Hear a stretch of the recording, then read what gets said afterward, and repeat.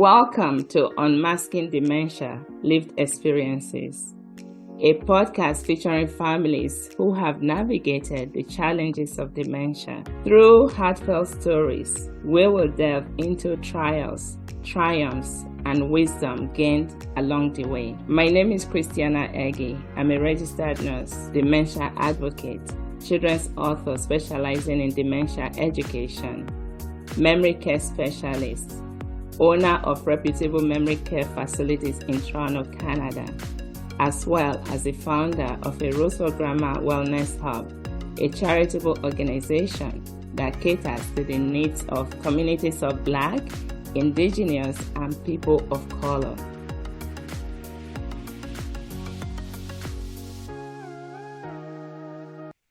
Please join me in welcoming Beverley Harewood, a truly inspiring guest to Unmasking Dementia Lived Experiences.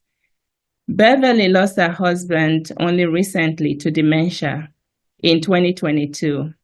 It has been very difficult for her and her family. Despite the emotional challenges, her selflessness and desire to help others on their dementia journey inspired her to join us on Unmasking Dementia Lived Experiences today. She expressed, "If it will help someone, I will do it. I have to go beyond my feelings." Thank you, Beverley, for your generous offer to have this discussion today. Please remember that if at any point you feel overwhelmed or cannot continue, we will stop immediately. Your well-being is paramount, and we deeply appreciate your willingness to be here. Beverley was born in Barbados and migrated to Canada in 1969. She met her husband a year later. Together, they were blessed with 3 daughters and 8 grandchildren. Beverley and her husband cherished their walks by the lake, a pastime she especially misses in the summer months. Passionate about teaching the Bible, Beverley has been doing so periodically since she was 15. Through her adult years, she took many teaching courses and completed her biblical studies, graduating in 2022 with a Bachelor of Theology. Her hobbies include reading and working out. It's actually a very difficult coincidence that you graduated the same year you lost your husband. That must have been really difficult for you. So, how was that? Did you graduate before he passed on, or did he pass on before you finished your classes? Oh, I finished my classes the year before in 2021. However, I waited for graduation. Oh, you graduated in 22. Yeah, 6 months later. And he was still alive, but I was unable to take him to the graduation because of his illness. Okay. Just that I have both dates. That's why I was wondering. Okay. Yeah. So I'm just going to ask you a few questions, if you don't mind sharing how you navigated the challenges of caring for your beloved husband. What would you say were the very first signs that made you to suspect that he may have dementia? There were a few red flags. And from what I could remember, the very first time he had locked himself out of his online bank account, and he had called them to have it reinstated, and that was done approximately 3 times. And he kept saying someone's locked him out of the account. I was not aware at the time that he was having dementia. Another time was we went to Niagara Falls to spend the weekend, and while we were there, he said to me, "Let's go, I'll make you some breakfast." He was unaware that we were not at home. Another time, I realized that he had paid his cell phone several times. and also his visa. And how I found that out is because I happened to look at the online account and I realized something was wrong. Up to this point, I did not realize that he was having, it was the onset of dementia. And it was after that we went to, well, we all told him, well, you're forgetting uh, basic things. So he drove himself to the doctor's office, who did an MRI on him. And sure enough, the results show that there were some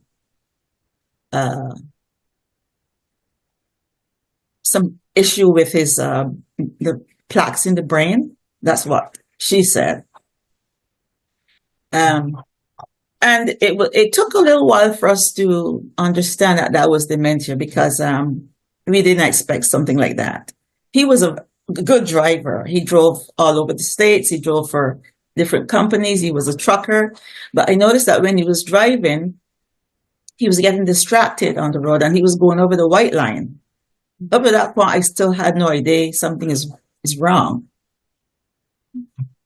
But it was only after the results of the MRI, then I understood this is something more serious than we expected.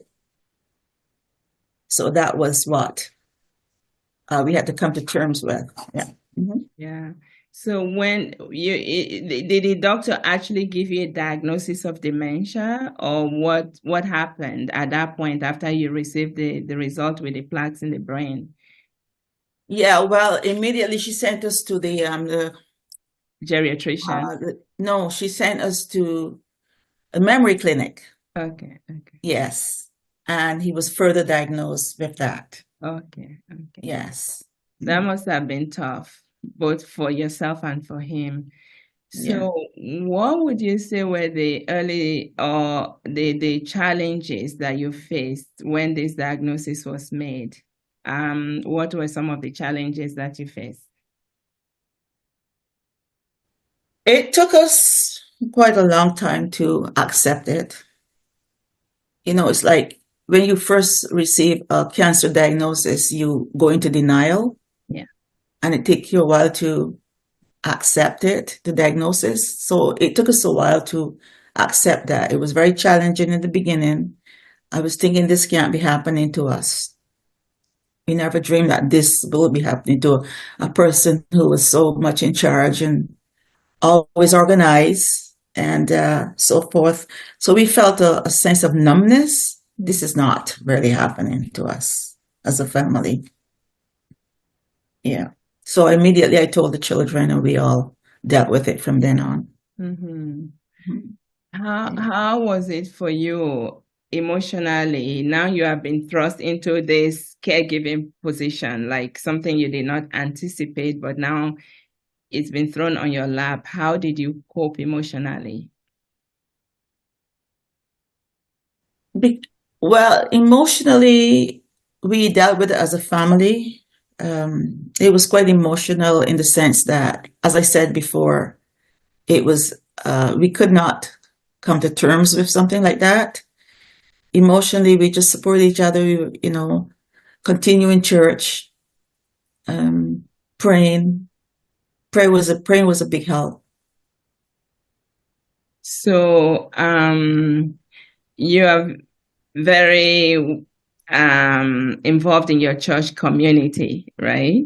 So, and were there, apart from the church, were you able to discuss this with the community, or did you keep it secret?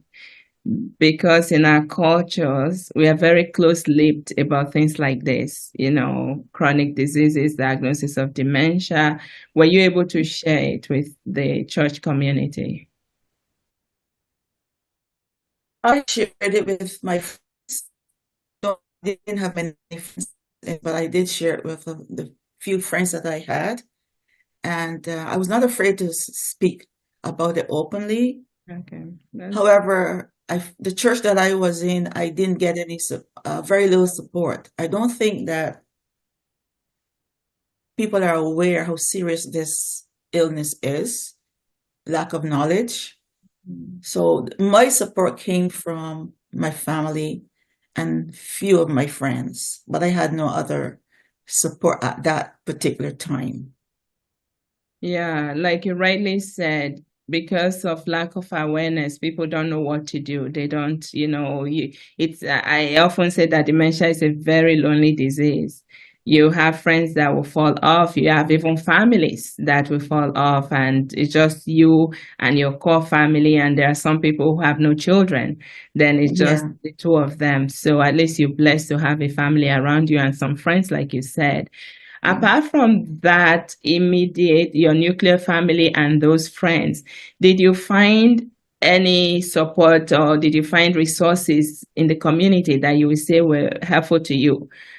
You were lucky to be introduced to the memory clinic at the start, right? So that is amazing. Not everyone gets to have that. So apart from that, were there other community resources? Just at the beginning of COVID, I was referred to the home care program, and he Mhm. was admitted to the nursing home, and he was there for I think about 3 months.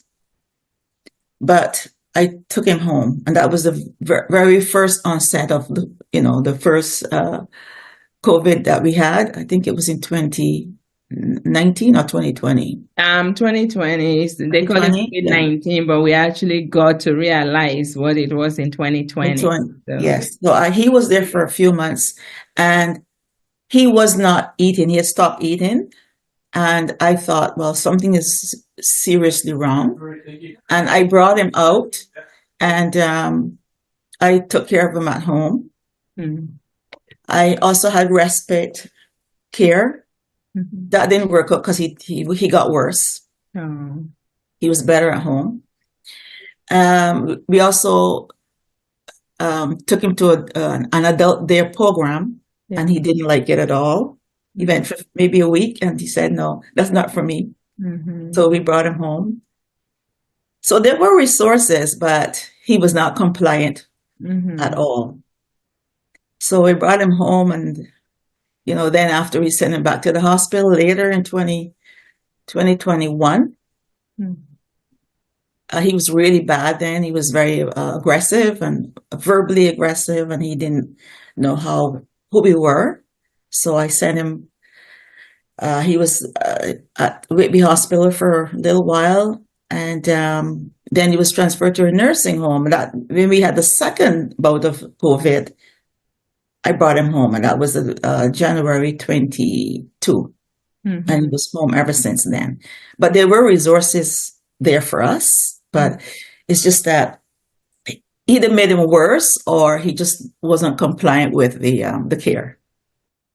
Okay. As a caregiver, there are also resources out there for you. Were you able to harness any of these resources for yourself? At the time, I was not aware of any for a caregiver. Mm, I had no knowledge yeah. of resources for caregivers at that time. Yeah, that's unfortunate. Yeah.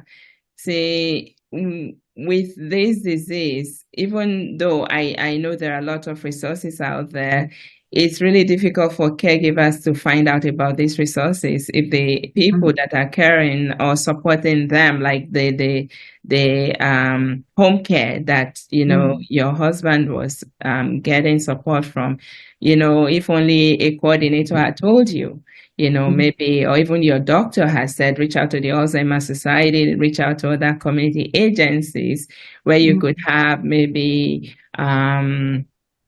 group support or those Mhm. type of supports just for yourself. Because it Yeah. was COVID, you could have probably had virtual support where you can talk to other caregivers and you can learn about things that they are going through, because shared experiences are really important. They can Yes. encourage and enlighten, Mhm. and that is why I'm doing this podcast, so that other people that are on this journey can hear from people like yourself, hear from what you went through, and maybe learn one or two things from it. Because dementia does not affect two people exactly the same way. Like, one person with dementia is one person with dementia. They don't exhibit the same symptoms, though they are common. Sorry, I was referred to the Alzheimer's Society, but only after he passed away. Oh, okay. So were you able to get support through their support groups? I found that it was making me more depressed Okay. because we were in a group, it was virtual, and just listening to everyone's experiences, and men were crying and so on. I couldn't stay there. Yeah, it was too overwhelming. Yes, yeah. At that time, yeah. If only you had something leading up to that and been able to build Yes. yourself up to that. But like I've met your daughter. I know that you are from a very close-knit family and you've got a lot of support within the family. So my next question would be, what, if any, information would you wish you had known, while you were caregiving for your husband?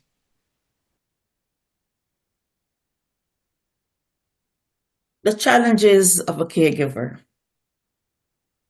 And I found that would have been helpful. I had some knowledge of dementia or Alzheimer's before my husband got sick. However, I never imagined the challenges of being a caregiver. If I had that information, it probably would have helped me to cope a bit better, looking after him. So I learned as I went on. Yeah. According to the experiences, I just learned from them. Right. But it was very difficult for me and my family, extremely difficult. Things happened that I did not expect. Yeah. Especially when you said that he became verbally aggressive and so forth. See, I think according to research, up to maybe 40% of people with dementia will develop responsive behaviors, right? Which can come in as verbal or physical aggression. And it makes it really difficult for families. And when you don't know how to deal with that, it's really, really hard. And, it also leaves some bad feelings because sometimes family don't understand that it's a disease. They think that the person is just doing it just to be spiteful, especially when this is in the early part of the disease where your loved one can be very lucid one moment and you think there's nothing wrong. The doctor must have made a mistake. And then the next minute they start acting out of sorts. My advice to families usually is that when your loved one has dementia, do everything you can, learn all you can about the disease, try to reach out and get as much information. Unfortunately, some of the people that are dealing with this situation are older and they don't have access or the technical know-how to seek information online. So that is why through a Rose for Grandma Wellness Hub, a charitable organization that I started, we try to help families and provide resources. I feel like a lot needs to be done at the grassroots level, at the family doctors' clinics, in community settings like the church, like, things like that. And that is why also this podcast is very important because the more people know about dementia, the better it is. As you know, I also write children's books. I feel like, we cannot overemphasize the importance of knowing what dementia is, even as early as elementary school.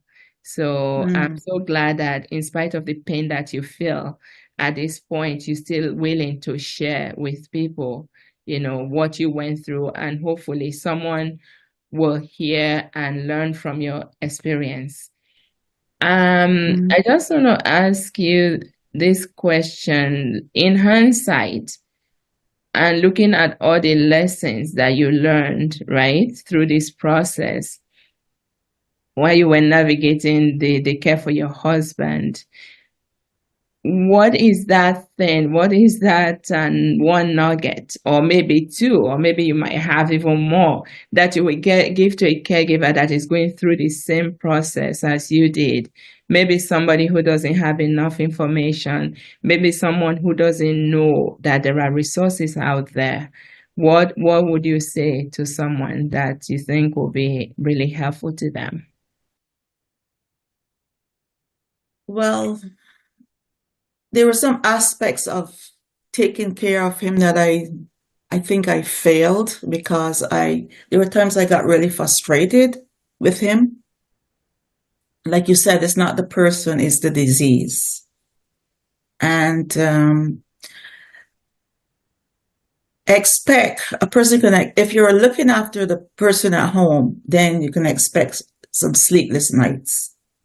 There was a lot of sleepless nights. Now that was a choice that we made to take care of him at home for the final months. We looked after him from January 22 to when he passed away in October. Before he was even sick years ago, we decided among ourselves that that's the way we would like to leave this world, him and I, when we got older. So I honored that request of his to take care of him at home. And I felt kind of obligated to look after him. But we have to treat the person, don't look at the person of themselves, look at the person that they used to be. Remember that, recall the good moments, say that's not him or her. This is the disease. It's a disease of the brain, basically. And he was physically healthy, except for that one little nugget there. So one thing I did was familiarize the person, bring out new photos from old photos. If they like music, whatever their passion was, we can get them engaged in that. If it's a certain type of music that they like, play that music constantly. And that was what we did for that whole 9 months. Played music, his favorite music, and he tuned into it. Even though his words were not intelligible at the end, he recognized the music that we played for him. So these are things that we can do for our loved ones. Bring the music that they're used to, and who knows what's happening in their minds. Yeah. They can connect to that even though they cannot verbalize it. So that kept him calm for those months. The last 8 months, he was really calm. If they like certain games, even though they might not be able to communicate what's happening, take the games out and just show them, put it in front of them. And it might just register to them and keep them quiet. Every situation is different, of course. Yeah. But I think another thing I found, don't ever speak to them in a patronizing way. Like, okay, make me feel like I am in charge right now. I am the boss. I am in charge. You got to hear you got to do this. You got to do this, because they might get angry.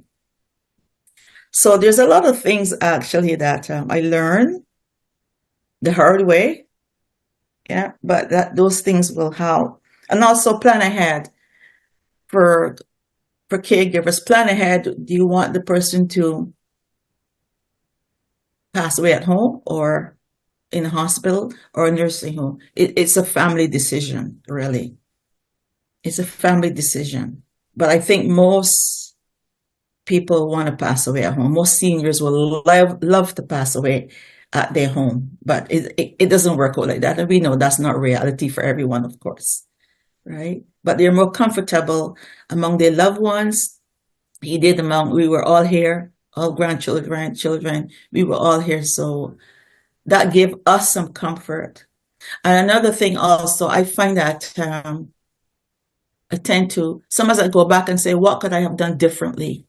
Because you tend to, sometimes me personally, I feel like there's something else I could have done. What else could I have done to prolong his life,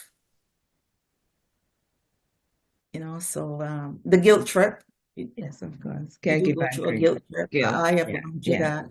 I have gone through the guilt trip, so yeah. I just want to say that,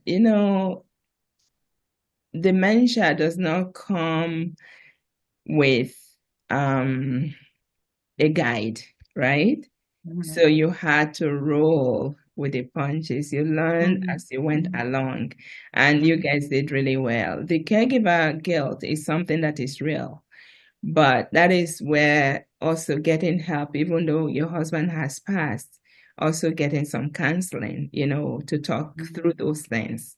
You did everything that you knew you could do for him. Getting frustrated is Mhm. normal. You are human. You get tired, you're not sleeping. Again, these are things that, it's so important for people to know.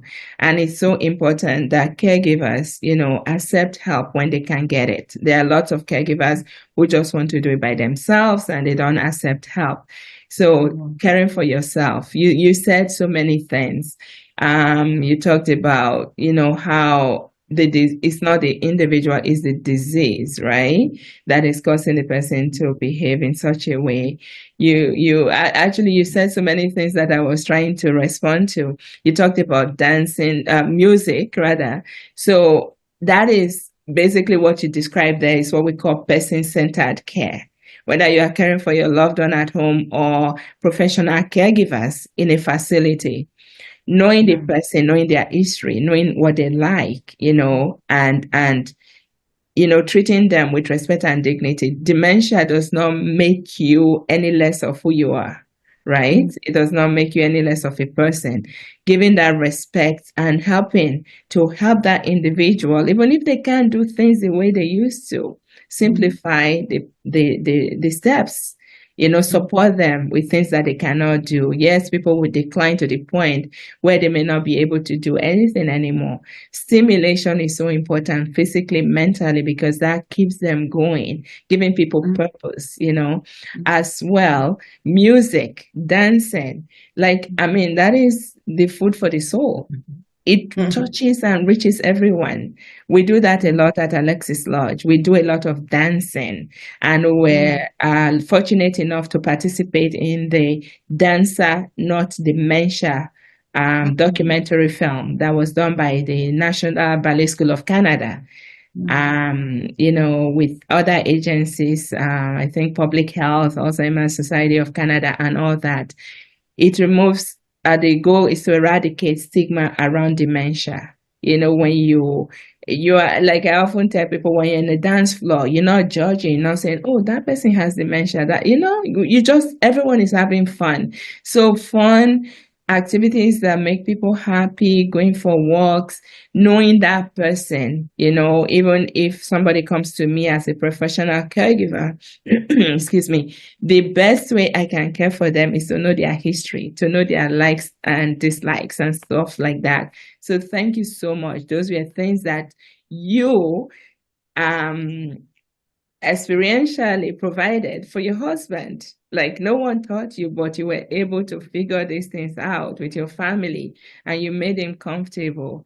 Like not everyone will have the benefit of having their loved one at home with them when they do come to the end stage or the end of life.